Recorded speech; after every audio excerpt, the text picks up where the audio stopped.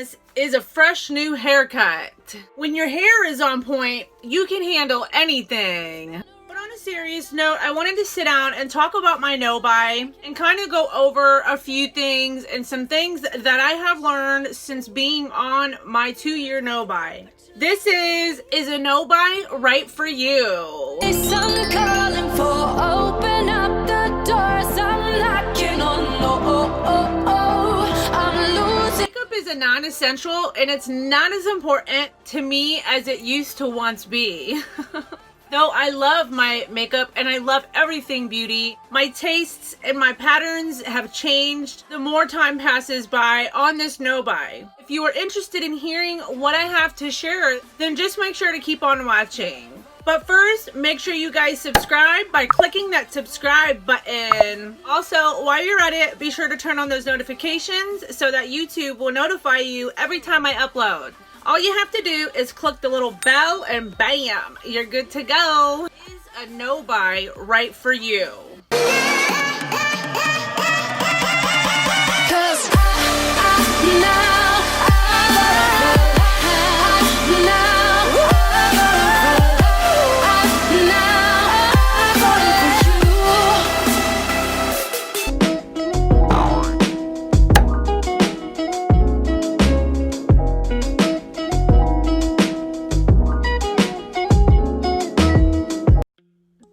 I just wanted to sit down and share with you guys some tips and tricks on maybe if you are deciding on wanting to do a Nobuy of your own on if a Nobuy is really right for you. I have been on a 2-year Nobuy now for the past 6 months or so, and it's been going very well. I recently made some changes in my Nobuy. The first 6 months of my Nobuy, I was allowing gifts to come in, receiving and giving, but I have since changed my rule and I'm no longer allowing gifts to come in. I can still buy gifts for other people, but I am no longer accepting gifts on my Nobuy just because I found that my family and friends wanted to reward me for doing such good behavior and doing very well on my Nobuy by still getting me makeup for gifts. And because I am on a makeup Nobuy only, it only consists of anything makeup related. It doesn't necessarily extend to like skincare or clothing or housewares or anything else. My weakest area was always and has always been makeup. And if you see me looking down in this video, I'm looking down at my notes, you guys. I reference everything and I write things down for my videos. What kickstarted my Nobuy was the sheer amount of makeup that I have purchased over the last few years period of time. And after doing my inventory and seeing those numbers, it really helped to just further seal the deal. My inventory of my makeup is well over the 700 range. And that's not including like breaking down my eyeshadow palettes and face palettes and everything like that. This is just each palette and each face palette being counted as one. If I was to break down my eyeshadow palettes, I'm well over 2,000 something single shadows because my numbers are so large. I was sick of seeing the constant new releases. They became boring and became the same thing basically over and over again. My rules, which I prefer to call them boundaries, are essentially if I run out of something, I'm allowed to go out and buy it. With numbers of my size, it's definitely going to take a while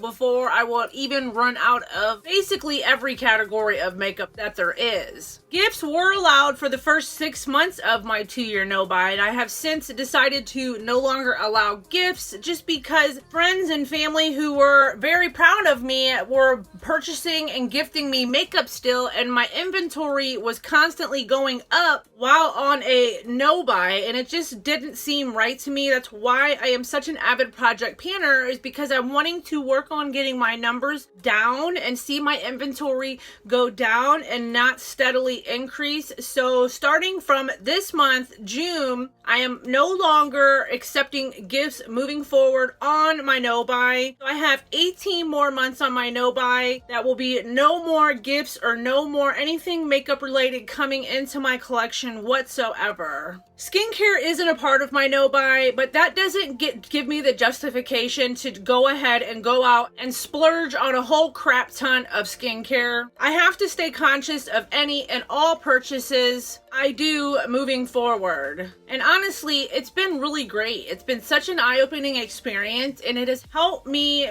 better learn to budget any type of extra funds that I may have, and to ultimately quit irresponsibly spending on non-essentials and save that money that I normally would spend on makeup for a more prosperous future and more like life experiences. Live on a more fixed, realistic income, find beauty and value in non-commercial endeavors, and just kind of be more creative with the collection that I already have, which is a very large collection. If you guys are interested in seeing my inventory, let me know. I would be more than happy to show you how I break down my inventory. You can pretty much take this information that I'm going to tell you about today and apply it to any area of your life that you feel you might need help with. The first thing you need to do before you go on a makeup no-buy, or whatever the case may be, is to get very clear about your why. You're not going to make any changes in your life unless you are clear as to why you are making the change, and figure out why you were doing the obsessive shopping or whatever the bad thing is for you to begin with. So in order to change the current behaviors you are doing, you need to understand first why you are doing them in the first place and why you want to stop. Getting your why intact is going to help you frame this decision that you are making as not only a choice that you're making as opposed to something that is being forced against your will, but it will help feel less like a punishment. This is not a punishment. You have to get very clear on why you're doing it so you don't hate it every step of the way. The second thing you need to do is get rid of any temptations. So maybe curate your social media accounts, start unfollowing influencers who may trigger you, and just simply start unfollowing accounts that don't make you feel good. If it's a piece of content that makes you feel anxious or stressed, or less than, or somehow motivates you to do something that you wouldn't do otherwise had you not seen that content, that it needs to go.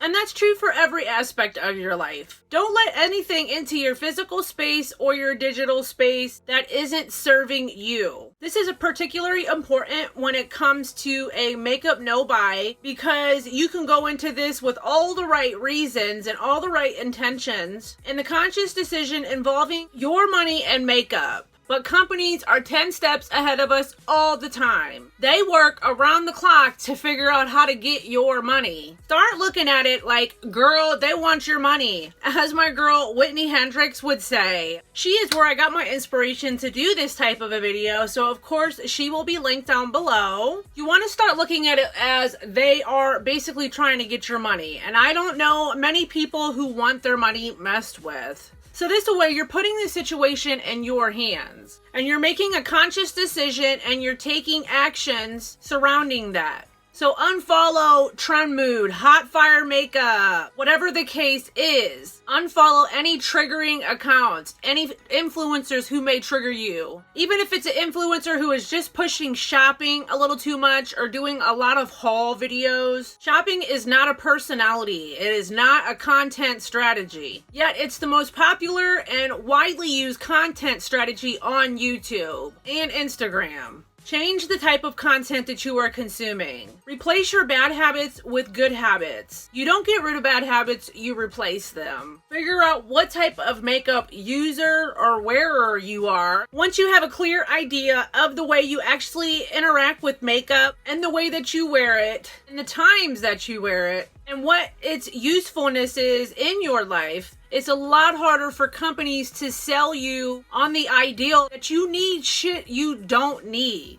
The next thing is, numbers don't lie. Get you some numbers, girl. You need to find out how much money you have already spent on makeup, and depending on which you are and where you might be in the industry, that number might be small and reasonable, or it can be out of control, like mine was. Find out roughly how much money you have spent on your makeup, plus all the housing for it, such as your vanity, your lighting, organizers, and whatever and wherever it is that you store it. To me, it's a full-on investment, and it was basically all for nothing, because I got nothing to show for it. Half of the shit I don't even use, I don't even like. but I have a hard time in letting it go because of the money that I invested and spent on the makeup. So finding out that number is incredibly valuable to figure out how you got where you are. And plus, knowing that number and all the temptation that may arise moving forward will help you immensely. So because I have $13,000 worth of makeup at home, I don't need one more stitch, or whatever the case may be, the number that it is for you. And knowing that number that you have will really help ease any type of temptations or wanting to purchase anything moving forward. If you're going to set rules, you need to set rules that will work for you and not against you. My rules, again, are pretty simple. If I run out of something, I'm going to go out and repurchase it. But with the numbers that I have and so many backups of items that I have in each category, even that will take a while. But if I have a brow pencil, for example, my ABH Brow Wiz, if I run out of this pencil and I have other brow pencils that I might have gotten in PR, or I just picked them up over the years, and when I run out of the Brow Wiz, I can go to my stash and try using something that I didn't like, but I decided against that because this is not a punishment to me. And this goes back to my same rule of thumb on if something is no longer bringing me joy or serving a purpose in my collection, I'm no longer going to force myself to use something or pan something just for the sake of panning it. But yes, this is not a punishment, so you shouldn't have to treat it as such or feel like that it is. One of the goals here is to actually find out what your makeup habits actually are. What products you actually like. So it makes no sense to suffer through something that you hate, because all that's going to happen is you're going to get frustrated with it, and then you're just going to go to Sephora just to pick up the one thing, and then suddenly all the eyebrow stuff looks pretty good right now too. My why is pretty strong, so I don't feel tempted to want to shop or go on some crazy shopping spree at Ulta. You're gonna have some accountability. You'll know when you're breaking your no-buy. You'll know when you're breaking your own rules, or as I like to call them, boundaries. Once again, this is not a punishment on yourself. Don't make it a year if you don't think you're gonna make it a month. Take it one step at a time. Make this work for you. If you make this a harsh punishment on yourself, you're going to learn absolutely nothing from it. So just go easy on yourself. Take the precautionary actions that you need. Get your why intact as to why you want to do this no-buy, and take it one step at a time. And that's basically everything that I had to share with you guys today. The more the time passes by, the easier the no-buy has been getting for me, which is why I basically shut off any sense of gifts coming in. And the next 18 months of my no-buy, I'm pretty confident that I will be able to successfully see this all the way through to the end. I will come back in another video and we will do another update coming soon on how well I've been doing on my no-buy. But I just wanted to hop on here and kind of film as to why a no-buy would be right for you, or is it right for you, and some steps that you can maybe take to want to start your own no-buy. That's everything, you guys. Thank you so much for stopping by, and please, of course, don't forget to give this video a thumbs up. It helps my channel out so much. Subscribe and comment down below. And until my next video, everybody enjoy the rest of their day. Bye.